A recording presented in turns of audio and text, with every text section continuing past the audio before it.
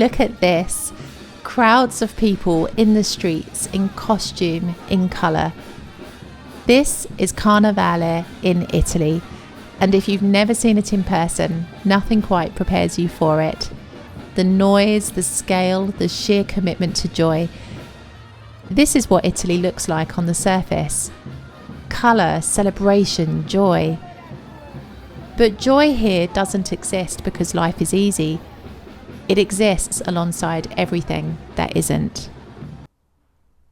Carnevale has existed for centuries, and every year the masks come out, the music starts, and the streets fill with people.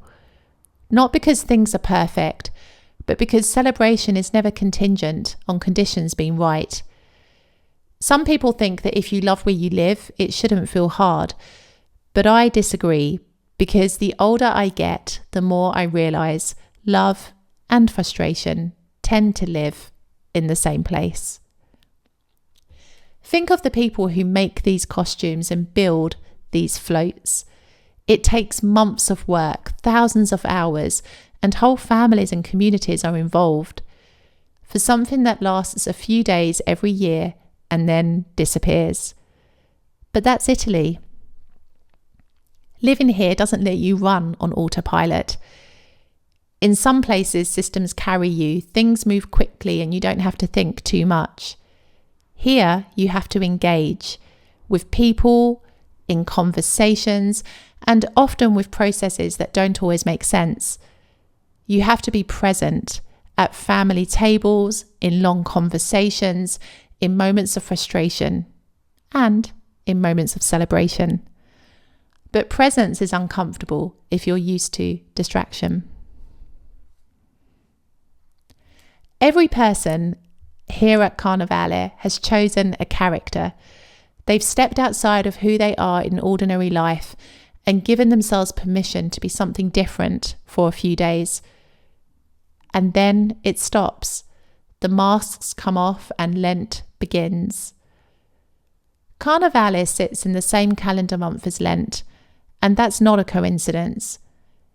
Indulgence and restraint, celebration and discipline, joy and limitation, side by side. But Italy doesn't pretend that one cancels out the other. It moves between the two, naturally, fully, without apology, as if it's always understood that you can't have one without the other. So why do we expect life to work any differently? The confetti that falls during the parades in some places takes weeks to clean up. The permits, the logistics, the bureaucracy behind an event like this, I don't even want to imagine it. Because yes, there are systems here that are slow and the bureaucracy can test you. And yes, it can at times feel emotionally lonely. But the Italians didn't cancel Carnevale because it was complicated. They kept showing up because some things are worth the friction. Difficulty doesn't cancel gratitude, and struggle doesn't erase alignment. There's a difference between a place that shrinks you and a place that stretches you. The costumes and floats at these parades didn't create themselves. Someone had to learn skills they didn't have before. They had to be patient when things didn't come together, and they had to trust the process before they could see the result. This country has stretched me. It's frustrated me and slowed me down, but it's also challenged my need for control. It's asked me to be more patient, more adaptable, more present. And sometimes that feels uncomfortable. There's a particular kind of person who thrives at Carnevale, someone who can surrender to the moment, who can be swept up in something larger than themselves without needing to manage it. Italy has asked me to become more of that person. It's made me uncomfortable, but that discomfort has in turn made me feel alive. Now, don't get me wrong. There are still days I crave comfort, days I wish things were simpler, times I miss the ease of what I knew before. I'm not immune to that. But there has been a quiet shift. For when Carnevale ends, something interesting happens. The streets empty, the music stops, and the colour disappears almost overnight. And in that quiet, in the contrast, you realise how much you felt. Comfort keeps you safe, but it doesn't always wake you up. Carnevale isn't magical every day, and neither is Italy. There are days during the parades when it's cold, the crowds are overwhelming, and things don't quite go to plan. And then something happens.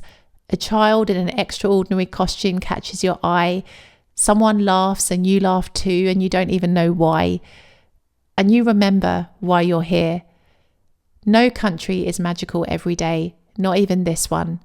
And if you expect loving where you live to mean it's effortless, you're going to be disappointed.